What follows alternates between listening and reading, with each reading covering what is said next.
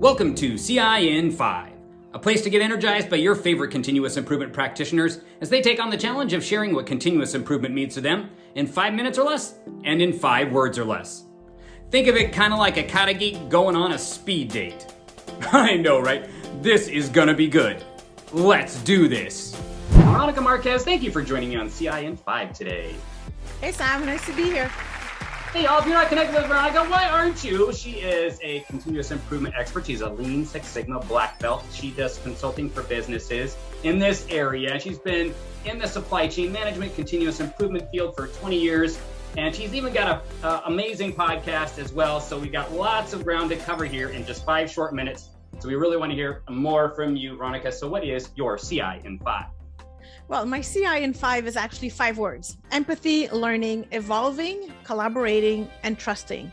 So empathy, because we're dealing with people, right? We're not yet working 100% of our time with machines. So we need to understand how people are feeling, what they're concerned about, what they're worried about. We need to be able to engage them and really understand. So empathy. Learning, because continuous improvement is about learning ourselves just as a person, but learning as an organization and making sure that we maintain that knowledge management. Evolving, because I do not like the word transforming. We often talked about organizations that are transforming by bringing in a new ERP, a new system or something. And to me, transforming means that we're actually restarting everything from scratch. And I don't like that, because we all have values, we have a culture, we have knowledge that we've gained as an organization. And I think we need to build upon that. So we're not transforming every single week, but we're evolving to reach the targets that we set up for ourselves. All of that requires collaboration. Continuous improvement is a sports team. It's not something you do on your own. So we need to collaborate. And for all of that to even work, we actually need to trust each other. So we have to have a culture of trusting. The leadership team needs to trust the employees need to trust the leadership, and we need to trust each other so that we can say what needs to be said. Now, all of that actually creates an acronym. So I'm doing a 5+1 here, Sam. So it creates the acronym for ELECT.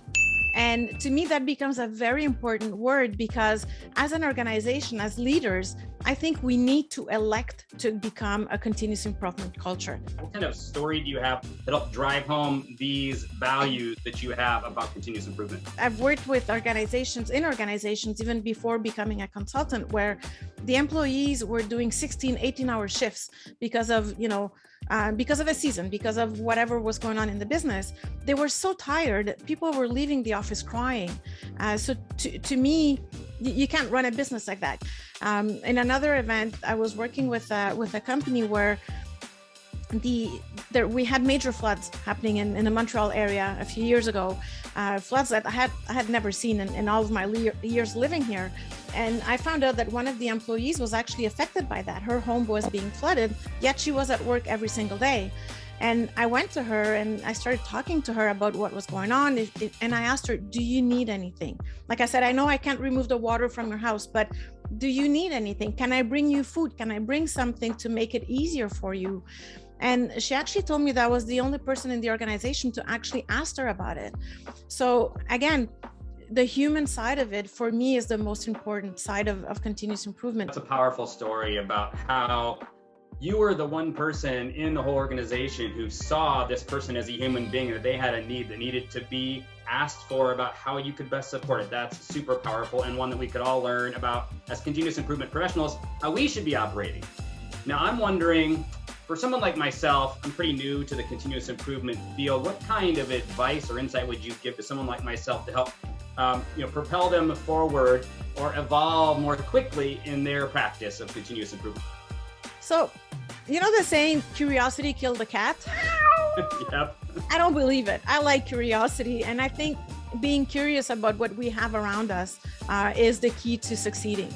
So first is understanding the business that we're working in, the industry that we're working in, how the competitors are working, how our colleagues are working. So as I say, from A to Z, you would say from A to Z.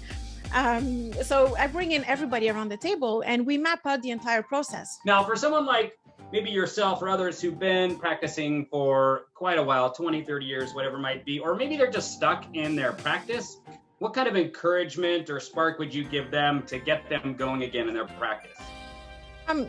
I think that getting outside of our environment is always good. Especially, I mean, in the last 2 years, most of us have been stuck in one little room in our offices and doing a lot of it remotely. So I think getting outside of our environment is always good. Establishing, relationships with other practitioners from other industries, from other companies that can tell you about what's going on in their place, and then you can share what's going on with you. It might spark a few things, but also I think a good way of regaining that spark is actually to start sharing your experience with people who want to learn. Now, lastly, I can tell you've got a lot of joy and energy as we're talking here about practicing continuous improvement and helping human beings. So, Bud, what is your favorite part? What brings you the most joy about practicing continuous improvement? What really gets to me is whenever I'm doing these exercises with my customers, and it's the first time that they're involved in a continuous improvement project, whatever the project it is, and I see the light. I see them at the beginning, not fully understanding where we want to go, but trusting the process and trusting what I'm saying to them. But then when you see them, so this is what it can do, and you can see the light in their eyes, that to me is the best satisfaction I can get, because it means that, first it means that I've done my job well, but it means that I sparked something in someone new that didn't know anything about this, and now they're seeing what they can do with it. Well, hey, if you all want to get a culture of continuous improvement, I want you to reach out to Veronica today. No, really, stop right now, get linked up with her on LinkedIn, and check out her website. It's arestadio.com. Yes, absolutely. Beautiful. All right, check it out there. She also has a podcast. The links are there. We'll put the link, of course, in the notes for today. But once again, Veronica, it's been a pleasure to have you here on CIN5. Thanks for joining us today. Merci beaucoup, Sam. Thank you, Sam. See you next time. Thanks for joining us for CIN5, the place to get your shot of inspiration and wisdom to move you forward on your continuous improvement journey. And for more inspiration, join the Live on Purpose LinkedIn group. We are a diverse community that supports each other to find and live out our purpose every day. We would love to add your voice to our family. Join now by clicking the link in today's post. Until next time, when we invite another one of your favorite lean thinkers to share their CIN5, stay calm and Kaizen.